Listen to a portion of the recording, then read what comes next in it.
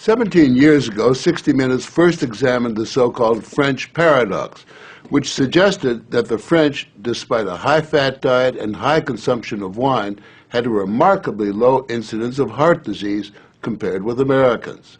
Most researchers agreed that there was something in the wine that offered protection.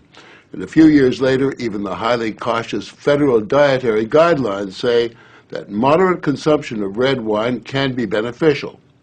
Now, scientists across the country have identified a substance in red wine called resveratrol that they believe might do more than just protect the heart, but could, in very high concentrations, significantly extend life by preventing a number of age-related illnesses.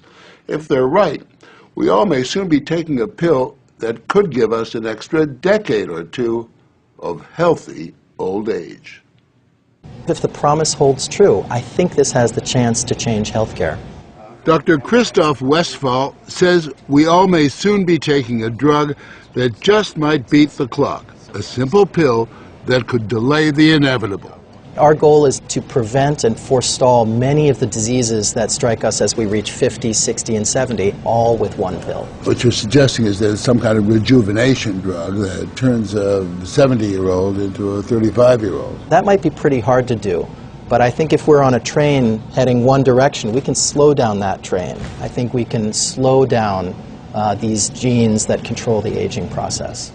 That quest to put death on hold began in 2003 when Westphal met David Sinclair, a biochemist at Harvard, who was studying the genetic components of aging.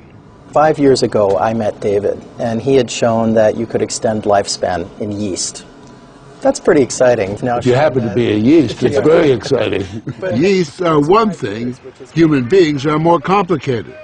So Sinclair focused on a gene present in almost all life forms, the sirtuin gene. It's normally inactive, but when it is active, Sinclair believes it triggers a survival mechanism that extends life. Convinced that something in nature could activate that gene, Sinclair randomly tested thousands of compounds. And bingo, he got a hit, resveratrol. When I Googled this resveratrol, I was shocked to find that red wine was the top hit. Red wine is brimming with resveratrol. It's found in high concentration in the skin of the grape and seems to play a role in protecting it from invading bacteria and fungi. Were you aware of the research into red wine that it offered certain health benefits? Oh, sure. I mean, that's why I almost fell off my chair when the link was made, and I thought that this was a potential explanation for the benefits of red wine. Convinced they were on the verge of a major scientific breakthrough, Sinclair and Westphal launched Certris, a Cambridge, Massachusetts research company. They, along with a handful of other cutting-edge biotech companies, are developing resveratrol-based drugs that they believe zero in on the longevity gene. The important news here is not that we found something in red wine. The important thing is that we passed a milestone where we can now make drugs based on this knowledge and potentially slow down aging itself.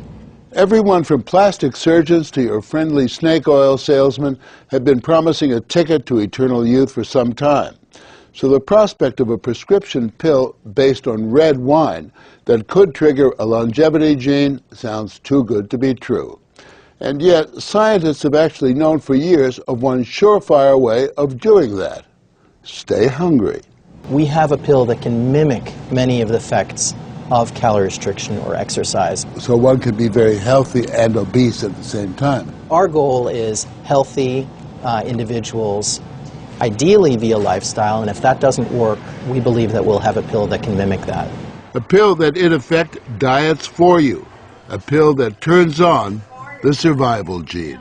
And what we're trying to do with our drugs here is to put the body in a defensive state, to ring the alarm bells and get the body to defend itself, instead of dieting to set the alarm off, pop a pill. The pill is a highly concentrated form of resveratrol, a virtual vineyard of healthy living. How much red wine would you have to drink to get the kind of resveratrol that you're using? The sad news is that you'd need to drink about 1,000 bottles a day of red wine, which I don't recommend. The pill itself may not extend lifespan, but could prevent the diseases of aging. Alzheimer's, diabetes, heart disease, even cancer. What we're talking about is activating the body's natural genetic defenses against diseases, and that's very powerful if we can harness that. Resveratrol has been tested on mice, and the results have been encouraging.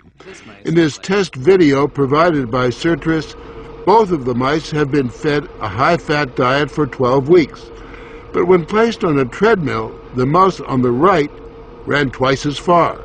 He was taking high concentrations of resveratrol.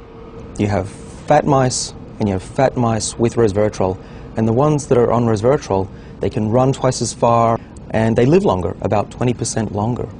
Other studies showed that among mice fed a high-fat diet, those given resveratrol didn't gain as much weight as those not given the drug. Sinclair believes that resveratrol actually changes the physiology of the mice. The proof, he says, is in the post-mortem. Their organs looked pristine, youthful, fat-free, and their physiology was just like they were dieting, but they were fat. Convinced they were on the right path, they fast-tracked the drug into human trials on people with untreated diabetes, and the results were impressive. It significantly lowered glucose and insulin levels without the patients changing their diet or taking any other drugs. Originally, our hope was that you'd be able to prevent diseases of aging. What we ended up seeing is actually you could therapeutically intervene in patients who have diseases of aging, and that was unexpected. Yeah, the diabetic patients have high blood sugar, and the molecules bring it down. That's treatment, that's not prevention. Certris is now developing what they say is a much more potent synthetic version of resveratrol that will also soon go into human trials, this time on cancer patients.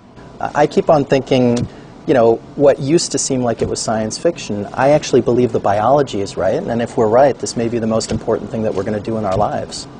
Possibly, but it is important to remember that 9 out of 10 drugs that look good in mice ultimately fail in human trials. Still, the speed and results generated by Certris and the resveratrol drugs are unusual, and Sinclair believes these drugs will not only keep people living longer, but will keep them healthy longer. What we're talking about is potentially making a 90-year-old as healthy as a 60-year-old. A 90-year-old can play tennis and see their great-grandkids graduate from college. People will live active, healthy lives and then die quietly in their sleep, and that's really the aim here with these medicines. Are we on the edge of maintaining active lives into our hundreds, for example? Well, we've certainly passed a corner in terms of the science, and someone's going to achieve it, and if it's not us, it's going to be someone else. But the question that most of us want answered is, when do we get this pill? I would say 5 years, to be conservative, that this will happen within our lifetimes. I'm fairly certain about that. One measure of the potential of this research, Dr. Sinclair and Dr. Westfall's little startup company was recently bought by the pharmaceutical giant GlaxoSmithKline for almost $750 million.